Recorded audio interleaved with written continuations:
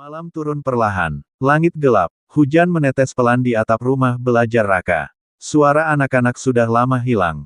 Lampu-lampu rumah mulai padam, dan hanya satu ruangan kecil itu, yang masih menyala. Di dalamnya, Pak Fauzan duduk sendiri. Di hadapannya, tumpukan buku, beberapa surat tagihan, dan kotak kayu tua peninggalan Pak Raka. Wajahnya lelah, sangat lelah. Selama ini, orang-orang hanya melihat senyum Pak Fauzan. Melihat bagaimana ia mengajar, bagaimana ia membimbing anak-anak, bagaimana ia terus hadir setiap hari. Namun tidak ada yang benar-benar tahu bahwa hidupnya sendiri mulai berantakan. Pekerjaannya di kota sudah lama ia tinggalkan.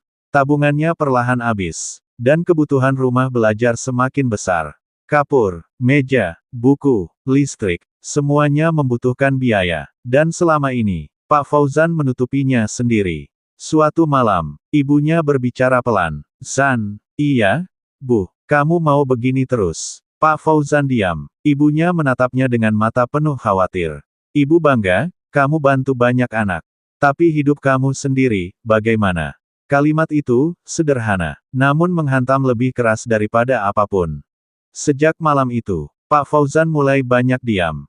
Ia tetap mengajar, tetap tersenyum. Namun hatinya, tidak lagi setenang dulu. Kadang setelah anak-anak pulang, ia duduk sendiri di depan papan tulis. Memandang kursi kosong Pak Raka. Dan tanpa sadar, ia mulai bertanya pada dirinya sendiri. Apakah aku sanggup? Belum selesai satu masalah. Masalah lain datang. Atap rumah belajar bocor besar saat hujan deras. Beberapa buku basah. Dinding mulai rusak. Dan lantai tergenang air. Anak-anak tetap datang esok harinya. Namun mereka belajar sambil menghindari tetesan air. "Pak, hujannya masuk." Pak Fauzan tersenyum kecil. "Iya, nanti kita perbaiki." Padahal ia sendiri, tidak tahu harus memperbaikinya dengan apa. Di luar sana, tidak semua orang mendukung. Ada yang mulai berbicara, "Ngapain sih capek-capek begitu? Emang dapat apa? Kalau cuma idealis, perut nggak kenyang." Pak Fauzan mendengar semuanya. Dan semakin lama, kata-kata itu mulai masuk ke pikirannya. Suatu sore, setelah semua anak pulang, Pak Fauzan duduk lama di ruangan itu. Lampu redup, hujan turun pelan. Tangannya memegang surat tawaran kerja di kota. Gajinya besar, hidupnya akan jauh lebih baik. Ia hanya perlu meninggalkan tempat ini.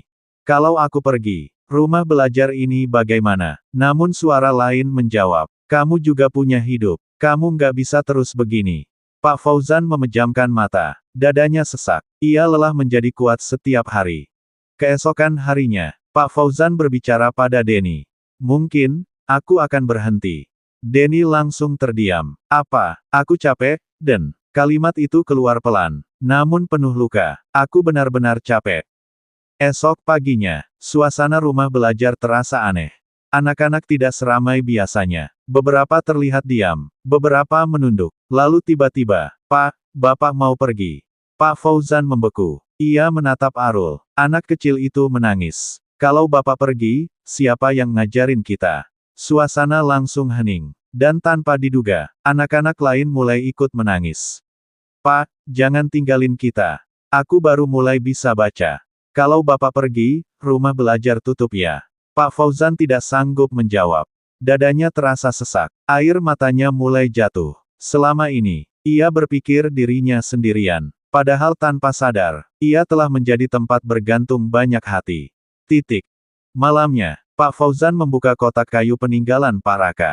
Di dalamnya, masih ada surat-surat lama. Dan di bagian paling bawah, ada satu amplop kecil. Belum pernah dibuka. Tangannya gemetar. Ia membuka perlahan. Di dalamnya, ada tulisan tangan Pak Raka.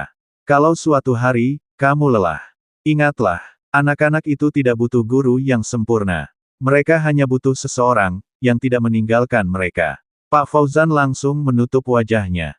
Tangisnya pecah. Semua beban, semua lelah, semua rasa sakit yang ia tahan selama ini, akhirnya keluar.